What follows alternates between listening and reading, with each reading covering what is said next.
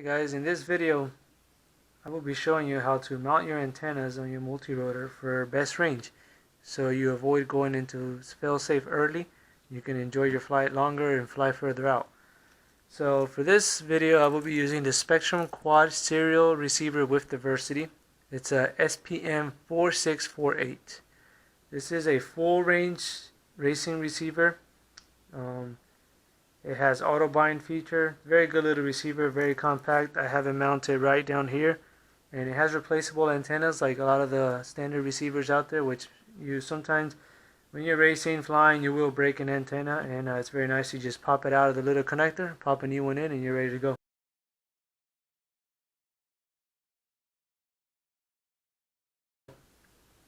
So this is your ideal mounting location. Every quad is different.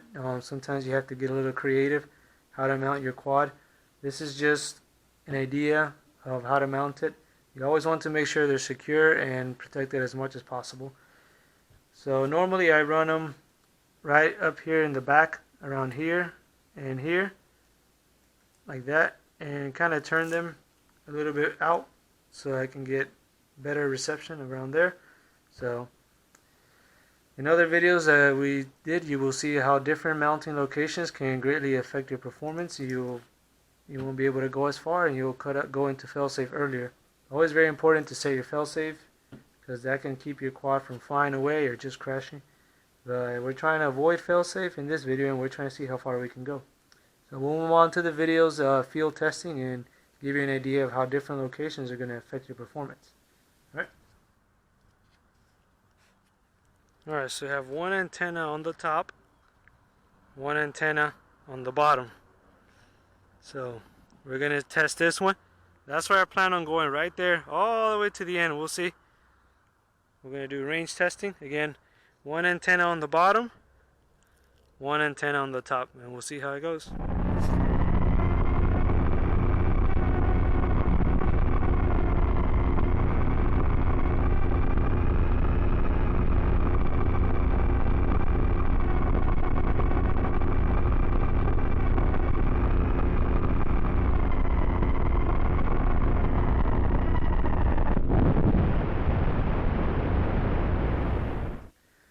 So as we can see in that video, I was running this configuration here.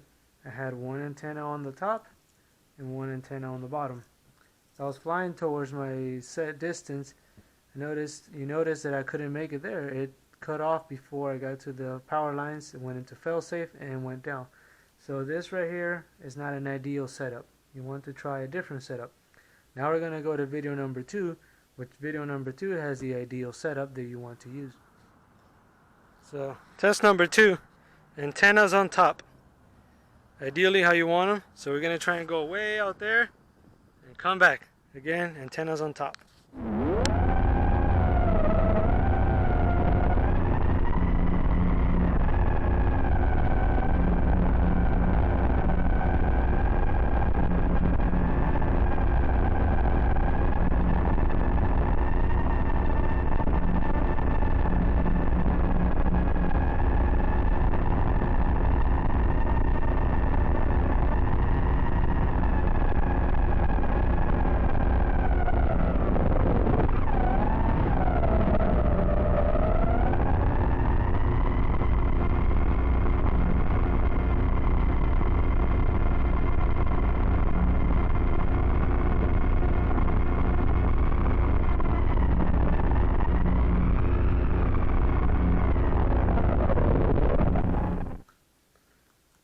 Okay, so video number 2, as you can tell by this configuration, is running both antennas vertically, or close to vertically. This is the ideal orientation for your antennas. You always want to have them up as much as possible.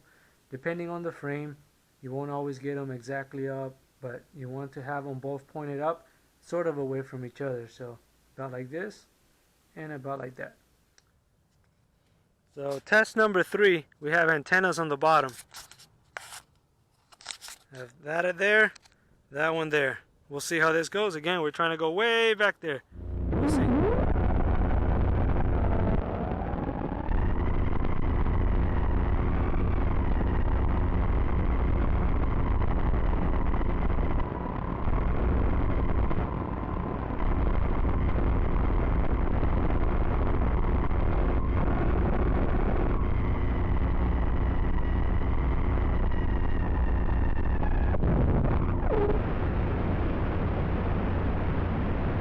This is antenna placement number 3. This is what I use in the third video.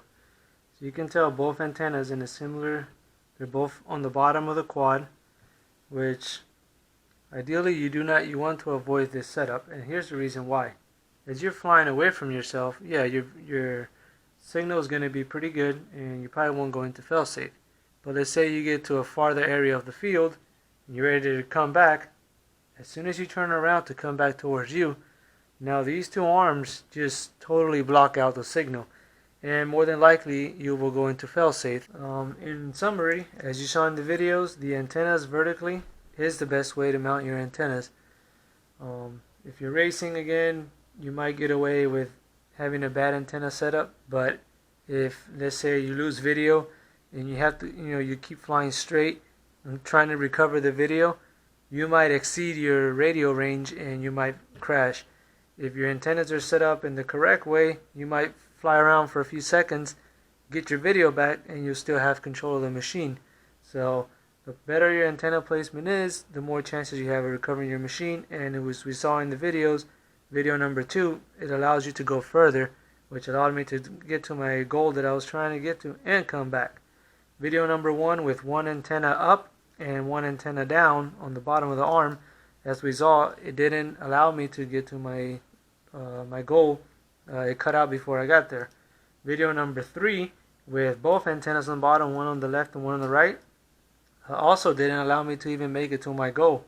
So, and if I would have made it to the goal, as I would have turned around, it will probably gone into failsafe, because then you would have these two arms just creating a huge barrier for the radio signal, blocking the receiver from receiving the radio transmission, and it would have more than likely cause into failsafe. Speaking of failsafe, as we mentioned earlier, it's always important to make sure you set your failsafe, because if for some reason you lose radio, you want your machine to drop. You don't want it to keep going. You could possibly injure somebody, and you might never recover your machine. And it's better to recover a broken machine than to not recover a machine at all. Most of us have been out there and have lost something and might not have recovered it, and it really sucks. So any questions you have, leave it in the comments and we'll answer them. And you guys have a good one.